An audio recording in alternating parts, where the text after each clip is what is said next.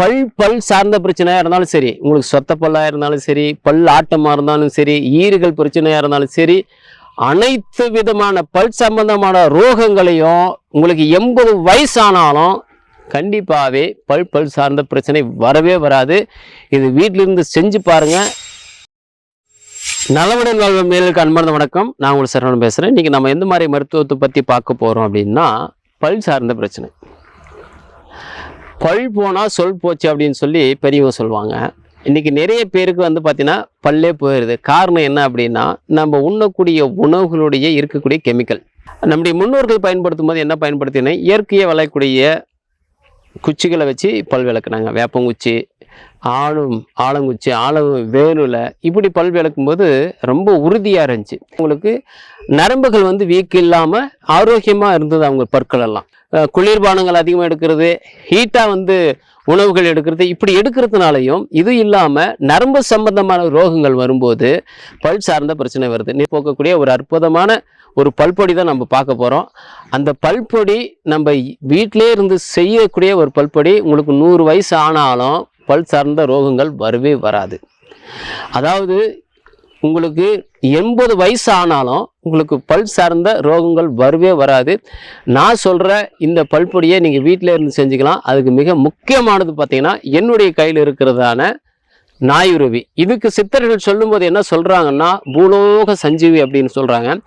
இந்த பூலோக சஞ்சீவி நான் ஏற்கனவே சொன்னால், நம்முடைய முன்னோர்கள் பார்த்தீங்கன்னா இயற்கையாகவே பல் விளக்குனாங்கன்னு சொல்லி, இந்த பூலோக சஞ்சீவுடைய வேறு எடுத்து, நாயுருவுடைய வேறு எடுத்து நம்ம பல் விளக்கும்போது நம்முடைய பல்கள் உறுதியாகும். நல்ல பார்த்திங்கன்னா ஆரோக்கியமான ஒரு பற்களாக இருக்கிறத நம்ம பார்க்கலாம். ஈறுகள் பார்த்திங்கன்னா நல்லா ஆரோக்கியமாக இருக்கும். அது இல்லாமல் இது உள்ளுக்கு சாப்பிட்டாலும் தவறில்லை. இது சாப்பிடும்போது பார்த்திங்கன்னா குடலில் இருக்கக்கூடிய தேவையில்லாத கழிவுகள் வெளித்தலையில் ஒரு மிக சிறந்த ஆற்றல் உடையது.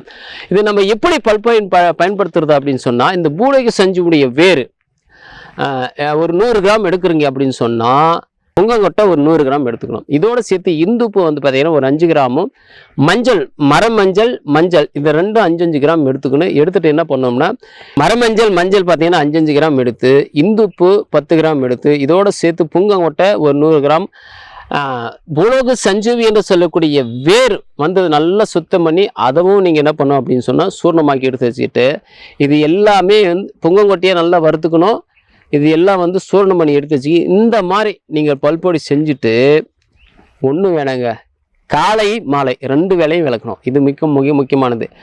எல்லாம் பார்த்தீங்கன்னா சாப்பாட்டுக்கு முன்னாடி விளக்குவாங்க. நீங்கள் சாப்பாட்டுக்கு பின்னாடி நீங்கள் விளக்கிட்டு வந்தீங்கன்னா, உங்களுக்கு பல் சார்ந்த பிரச்சனையாக இருந்தாலும் சரி, உங்களுக்கு சொத்த பல்லாக இருந்தாலும் சரி, பல் ஆட்டமாக இருந்தாலும் சரி, ஈறுகள் பிரச்சனையாக இருந்தாலும் சரி, அனைத்து விதமான பல் சம்பந்தமான ரோகங்களையும் உங்களுக்கு 80 வயசானாலும் கண்டிப்பாகவே பல் சார்ந்த பிரச்சனை வரவே வராது.